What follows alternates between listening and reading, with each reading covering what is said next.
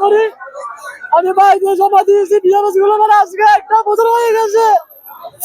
আমাদের বিষয় ধরে পাসপোর্ট দিচ্ছে না। তাহলে আমাদের ফ্যামিলি, আমার ছেলে সন্তান কি বলে চলবে, কি বলে যাবে, আমি নিজেও চলতে পারতেছি না। নোয়াখালী আরো বন্যার কিনা হয়ে গেছে আমাদের অবস্থা। আমার ঘরের অবস্থা তেমন ভালো না। তাহলে আজকে আমরা রিমিটেন্স যুদ্ধে আমাদের কোনো মূল্যায়ন নাই। আজকে আমরা বিয়াবাসী গুলো বলে আজকে আমাদেরকে 1টা বোঝা 2টা বোঝার মানুষকে আটকে রাখছে এক জায়গায় না। আমরা একজন অভিভাবকের সাথে কথা বলছি। উনি এর আগেও কিন্তু প্রবাসী জীবনযাপন করছেন, উন্নত জীবনযাপনের জন্য ইটালিতে ভিসা দেওয়ার জন্য চেষ্টা করছিল, কিন্তু সেটা আসলে হতাশা হয়ে গেছে।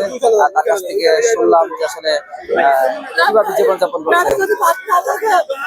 কেউ দেখেন না, কিন্তু আপনি একটা খারাপ কিছু করেন তাহলে এটা জনগণ বিশ্বের সবাই দেখে, বিশ্বের সবাই দেখে।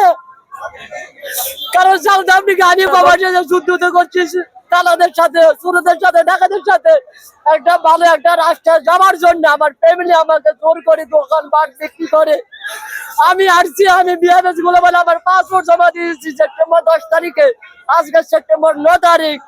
তাহলে আমার ফ্যামিলি কিভাবে চলবে?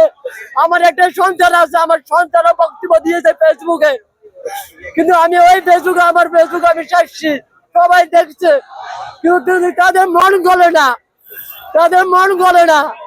কিন্তু আমাদের তো পরিবার আছে, আমাদের তো মা আছে, বাপ আছে, ছেলে সন্তান আছে। তাহলে আমরা কিভাবে চলবো? আমরা চাই আমাদের পাসপোর্ট ভিসা, আমরা আমাদের যে সময়টা নষ্ট করছি আমাদের ক্ষতিপূরণ, এবং কি সমস্যা যত বাইয়ে বিআইএস গ্লোবালে জমা দিয়েছে যারা কষ্ট করে, এবং কি বিষয় সহ অতি সহজে সবাইকে যখন মুক্তি করে দেওয়া হোক। আমরা ডক্টর ইউনূস স্যারের কাছে হাত জোর করে বলছি, আমি একজন 13 বছরের প্রবাসী। ডক্টর ইউনূস সাহেব, আপনি আসছেন, শেখ হাসিনার আমলে আমরা কোনো সুবিধা পাইনি, কিন্তু আপনি যখন আসছেন আপনি আমাদেরকে প্রবাসীদেরকে পাঠান, দেশ বাঁচবে, দেশের রিমিটেন্স আসবে, দেশ আরো আগাবে, এবং কি মানুষের উপকৃত হবে।